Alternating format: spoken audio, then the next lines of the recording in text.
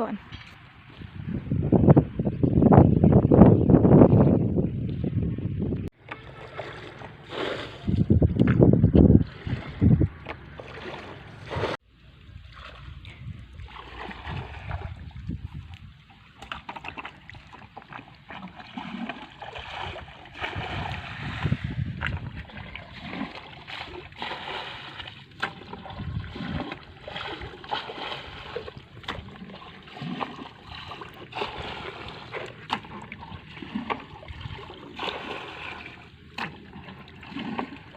บวกแรกขึ้นตรงว่าบวกแรกได้มกใหญ่เติบ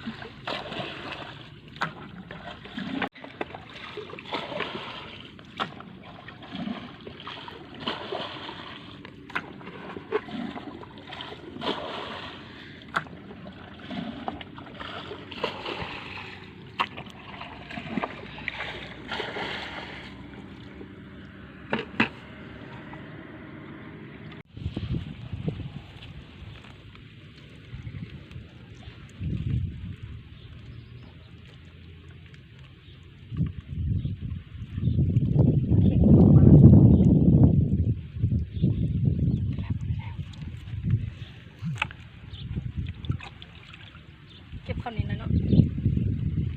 ดิ้นเดาๆอยู่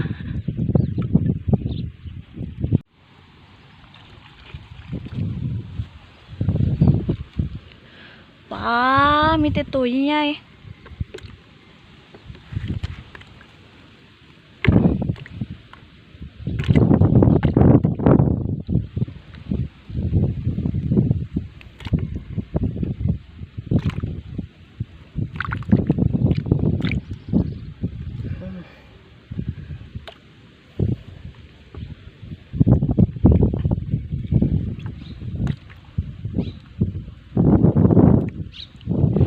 ยังได้ไล่เก็บใหม่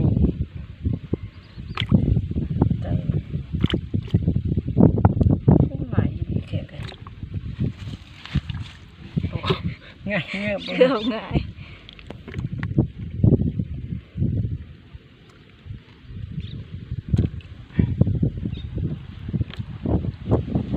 วิวโคตรแจ่มเลยทุ่งนาครับบริไก่บ้านบริไก่วัดที่เขาเอา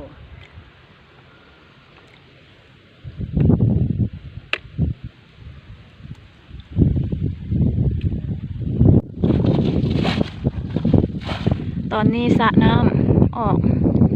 แล้วตอนเอาป่าลมเย็นเย็น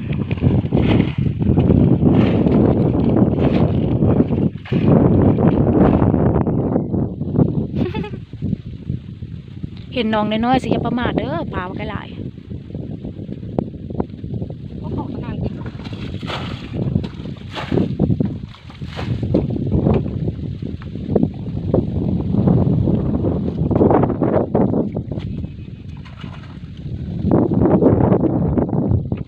มันเป็นน้ำขังน้ำมันหนองธรรมชาติหนองน้อยๆทุ่งนาเก่าปลาน้อยหลายมีปลาซิวปลานิลน้อยปลากระเดิดกุ้ง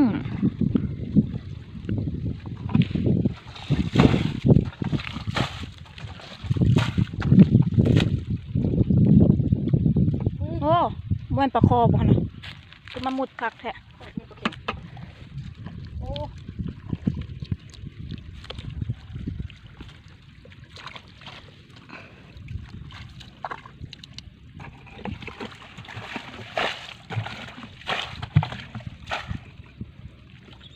โอ้เลี้ยงนี่บนตีนเพิ่นเขาเห็นตัวนึงใหญ่อยู่ได้ปลาขาวบ่อีกตัวนึง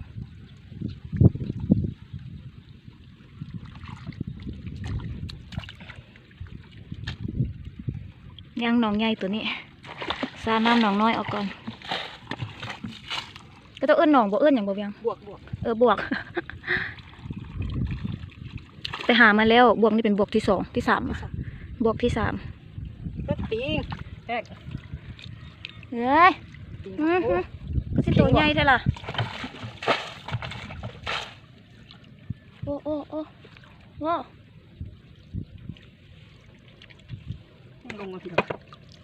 เข่งอีหลีเนี่ย กระเดือดตัวนั้นนะ ก็เดิดว่ะ โอ้ดินแห้งเนี่ย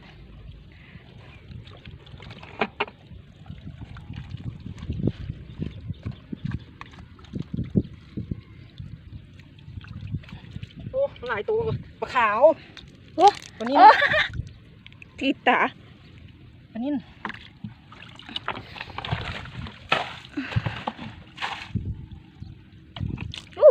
จับมันเลยมันจะขึ้นเลยจับมันเลยเอามันเลย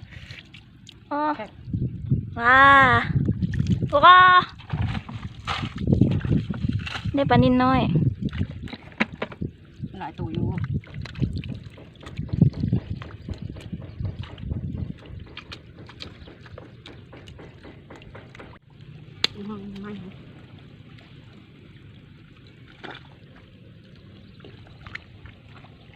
พูนปลานินน้อย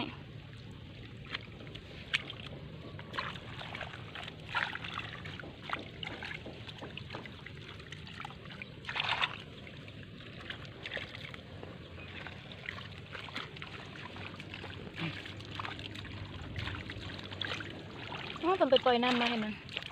โอ้ยเพียงไปเก็บเอากระดุกตัวใหญ่ค่ะมันสิเข้าคืน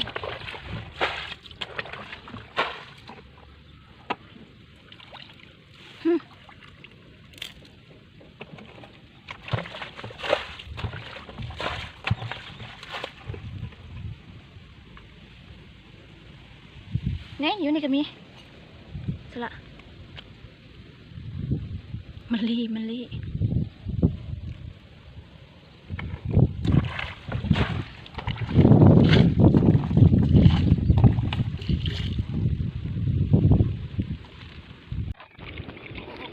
โซปลา เอาไปละ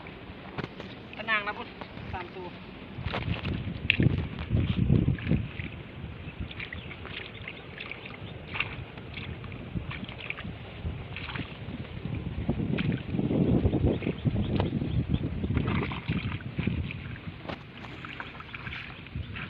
เอาเลย งมเอาตะนางกันบ่โอ้ล้าง 2 ตัวที่ออกละโอ้ยมันคือลุดตลอดใช่ปะ มันหมดกี่ตุ่ม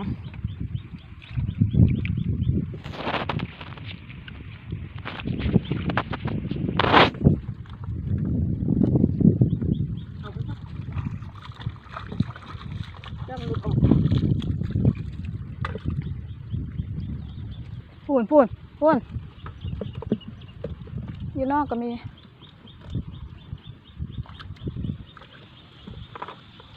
ก็เห็นบ่ตัวนั้นบุยปันเดี๋ยวป้าเพิ่นมามันยังเดี๋ยว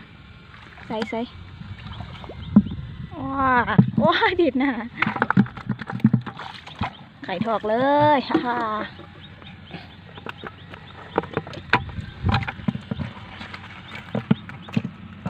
โย ตะนางละ ยังอีกเด้ บวกใหญ่ให้หลาย เฝ้าซุ่มกันโอ้โห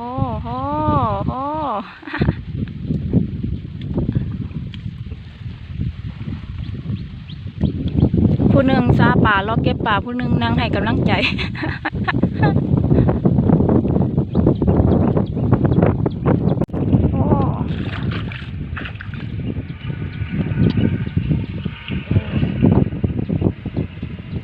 ได้ปลานิน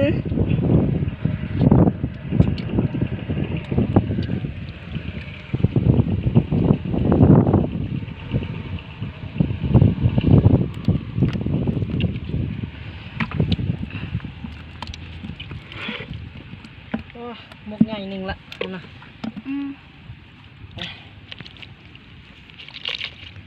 ปลาน้อยเริ่มมือกิบละ ตอนมาแรกๆนี่มันอยู่เรายังไม่ได้เนาะ วันนี้ลุยแต่ปลาใหญ่เลยวันนี้ คือว่าซ้ำนี้ก็ตัวใหญ่เนี่ยเขาเอาแต่ปลาน้อยนะเจอซ้ำนี้ก็คือว่าตัวใหญ่แล้วปลาธรรมชาติสมัยนั้นแห้งหลายกว่านี้ เบิ่งธรรมชาติลมพัดบ่อยๆอยู่โอ้โหเวียงเวียงใส่ตัวใหญ่ซำใดน้อยฮ่า จะหลายตัวบนตัวนี้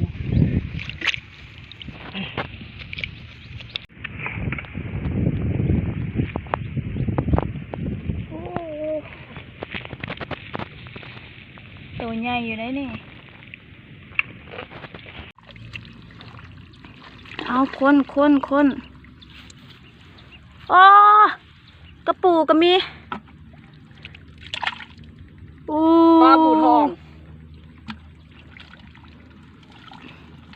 เอาเพิ่นนั่นแม่ซาๆเบิ่งมาละ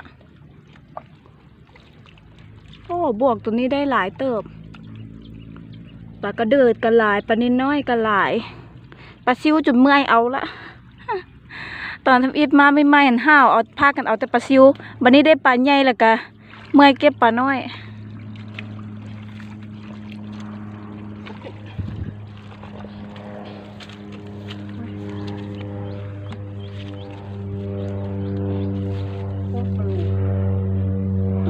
กระปุก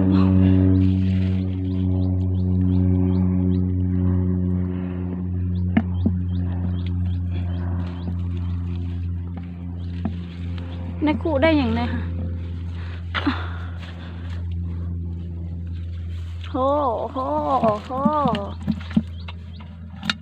ได้หลายอยู่เด้ดูภารกิจ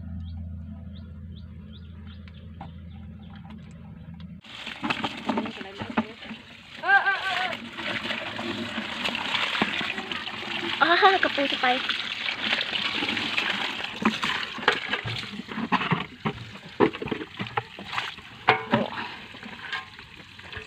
ยกดูดังสั้นๆโอ้หลาย กำลังกินก่อนเอานกขึ้นแล้ว ๆน่ากระปูขึ้นมาละกระปู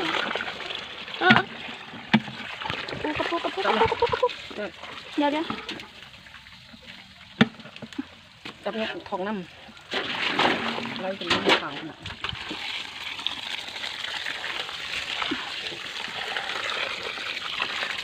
มีปลานิลปลากระเดิดปลาบูปลาซิวปลาอย่างอีกปลาขาวอ้าวกระปู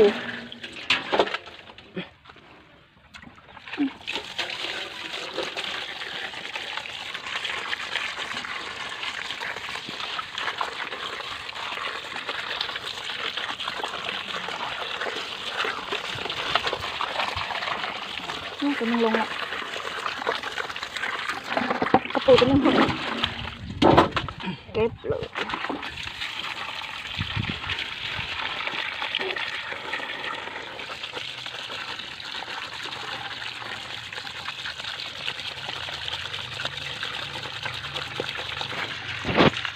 ใช่กันไปเลยนี่คือที่จะเข้ามา จะเข้าไม่เข้า เอาก็ให้ได้ถึงใจไม่เป็นไร ของเขา ไม่ทำให้ได้ ใส่ กัน หมดนะต้องตีใส่ คือว่ามันคือกัน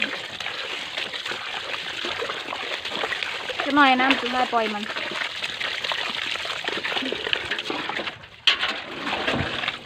ปล่อยหรือเปล่าอีกคนนึง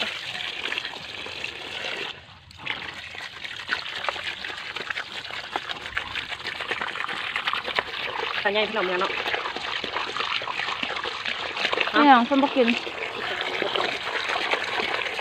เราปัดซิวหมุก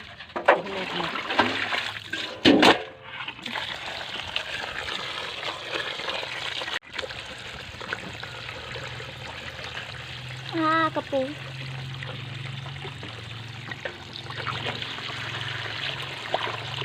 หมดเลย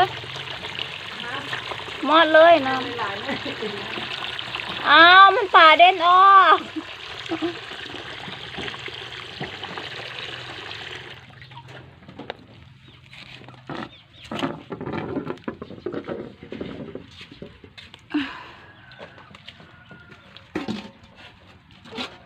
ว้าว เสอะขึ้นมาด้วยเวียงเสอะป่ามาโซด้วย